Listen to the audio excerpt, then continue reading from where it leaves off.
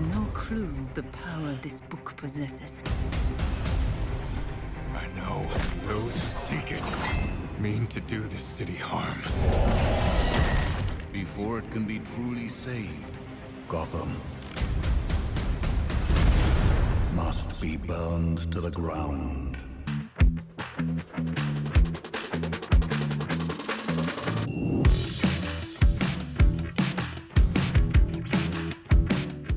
What's up, everyone? We're here at WonderCon 2023 for Batman, The Doom That Came to Gotham. Yes.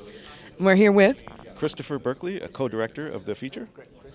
So can you tell us what made you want to make this movie? Oof, that's a loaded question. What made me really want to work on this movie, not necessarily make it, but, well, I guess I didn't make it. You co-made it. Yes. Well, it was based off a comic book, and the comic book is really interesting, and as my producer slash co-director, Sam Liu, has mentioned, it was an interesting thing to work on a project with Batman that actually additionally dealt with horror,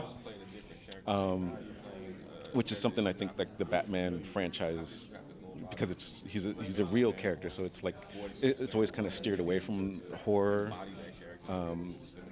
Whereas in this case, we got to do not just horror, but like body horror and like this mythological horror and just Spoilers. Sorry. No. Please go on. Yeah.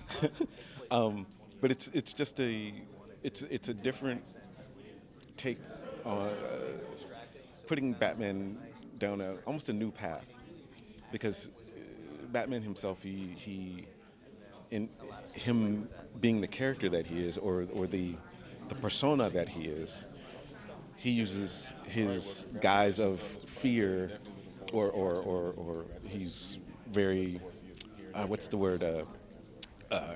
He imposes himself on people. And Menacing. Yes, thank you.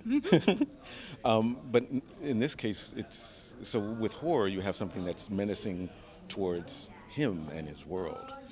And so it's almost like a reflection, like it's almost like a mirror of him, of his own persona, and now he's having to sort of deal with it, I guess, Batman in the 1920s hasn't been seen terribly often. You want to talk a little bit about that? Oh yes, yeah. It's an interesting thing that the book was set in the 20s, like the late 20s. So it's we kind of stylistically tried to keep it in that era. Lots of sepia tones? Some sepia tones, no cell phones, no computers. I do believe that. Well, there's the equivalent of one in Batman's head. Correct, yes. To make us not feel too inferior to Batman, we all have computers. Indeed. In that regard. But yeah, so he doesn't have the same gadgetry that he would normally have at his disposal. So it's a little bit more sort of steampunky looking. It's very, very tactile, levers and switches and maybe gears. The greatest detective in the world gets thrown into a highly unusual situation. Indeed, yes, he does. Thank you very much, sir. Thank you. We are here with... Christopher Gorham. For Batman, The Doom That Came to Gotham. Now, we know you are playing Oliver Queen. Yes, that's true. Tell us about how this version of Oliver Queen is different.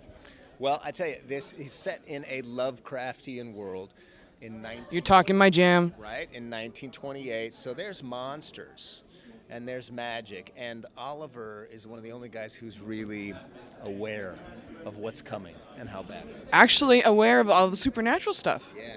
Nice. Yeah, and so he's doing his best to keep it together on top of being aware of the doom that's coming. He's got a bit of doom inside. He's carrying a big secret that he's really scared. No spoilers, but can you tease? Yeah, it's a big secret about Bruce. Beyond the norm? Well, yeah. Ah, It's a big secret about foreshadowing. Bruce, and their relationship, and he doesn't want Bruce to know the truth, so he spends a lot of the time just sauced out of his mind, which is highly entertaining. For you and for us. So what led you to want to play this particular version of Oliver Queen? Well, I tell you, I was not familiar with these Elseworld stories. So reading the script, I was a little confused at first. But it's such a good story, and it takes Batman to a place that we've never seen him before in the movies, and the Batman character fits so well into this Lovecraftian world and this time period that I was thrilled to be asked to be a part of it, and I'm really happy with how it turned out. We're here for Batman, The Doom That Came to Gotham, and we are here with Tati Gabrielle. Hello. It's nice to see you. Good to meet you too. Before we get into it, I'd just like to say I recently finished You, Season 4, Part 2, and you were absolutely amazing. Thank you so much. Absolutely amazing. I just had to squeak. Sorry. Please, tell us about your character from Batman. So I play Kylie Kane. She is a mashup, an Elseworlds mashup of 3 characters from the comic books: Tim Drake, Cassandra Cain, and Carrie Kelly. All mashed. Nice. Yeah, all mashed up into one. But she, in this film, she is one of Batman's wards that he picks up in his travels for about 20 years away from Gotham. And she acts as Bruce's sort of conscience and moral compass through the film, and helps ground. That's a heavy weight. Right, and especially being that she's such a young girl, and that's something that I really loved about Kylie, and something that very much drew me to her was that she is young, but she carries a lot of gravitas in her spirit, and the fact that Bruce sees her leadership, sees her the true power of what she can handle, and honors and respects that, I thought was really beautiful. Yeah. Thank you. Can you tell us what, besides what drew you to playing this character, what did you do to get into the character? So one, I had to work with an accent. So That must have been fun. it was fun. It was also very difficult because one, trying to do an accent that wasn't all the way British but not American and had to be somewhere in this middle ground, as if Kylie had gone to an international school or something, was kind Because of when you're hanging with Bruce Wayne, right, pretty international. Exactly. So that I spent a lot of time on, and just trying to and then 2, putting myself trying to put myself in the time era. 1920s. Right. To make sure that everything that she said, I'm a kid that says a lot and and things, and Kylie is very much not that. She's very intentional with how she speaks, and I think during that era in general, people were very intentional with how they spoke. So that was something I always had to keep in mind when getting into character. Can you tell us a bit about the movie and what it was like to adapt from the original book into your own style movie, and the difficulties in adapting a story which is obviously supposed to be rated R into something that's rated PG-13? Yeah, I was a little shocked when they had said basically you have to try to make this as hard as you can to make a PG-13, right? And that's all. A Lovecraftian mythos? Come on. Yeah, I thought the body horror alone would push it into an R, but again, we did our best, and our first time through, whatever, it actually came back to PG-13. So this whole rating system, I can't pretend that I understand it. There are things that I did that we've done in the past that I felt were pretty violent, and it didn't get an R rating. And there's certain things that I thought that were pretty tame, and we were very conscious of it, and it still got an R rating. So I don't know, it's difficult to read or tell. Will there be cutscenes in the DVD? Cutscenes? What do you mean, like bonus scenes or? Things that you might have had to take out in order to keep the PG-13 rating. Oh, no, a lot of those things, again, because again, this isn't feature or anything like that, right? It's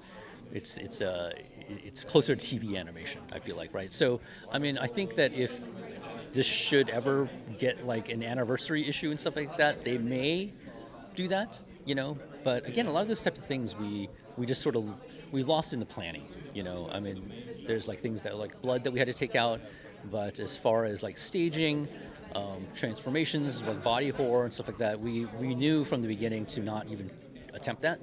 So it's unfortunate, but. Can you talk a bit briefly about the difficulties of adapting a never-before-seen, not really known 1920s set Batman comic book to the screen, and also trying to keep it still PG-13? Well, I mean, I think there's two parts. Like the challenge was not keeping it PG-13. It wasn't a challenge. It was I really wanted it to be an R. I'm a horror fan myself. Me too. So yeah, but they got to sell DVDs and stuff like that. So we had to watch the rating, and so there was that challenge. And I think it is in circles. It's a really well-known book, and it's a great book. And Batman himself as a character, I think you're obviously a Batman fan too, or he lends himself to Lovecraftian lore. So it's almost like hand in hand. It's almost like a no-brainer. It's like, oh, somebody hasn't done this before? So, it was a challenge of bringing it to the screen because you do want to be faithful to Batman. You want to be faithful to Lovecraft. And you also want to be faithful to Mignola. So it was really a challenge doing that. And also you want to give it your own spin. You don't want to just regurgitate those three things, put them in a blender and serve it up on screen. We look forward to your adaptation of it. Okay. Thank you so much. Thank you. Thank you. We mean to give this city purpose and honor the damnation which bore it. Mercy. What did this? Master Bruce, what's happening to you? What needs to happen? Bruce Wayne must die. And through death, become this city's savior.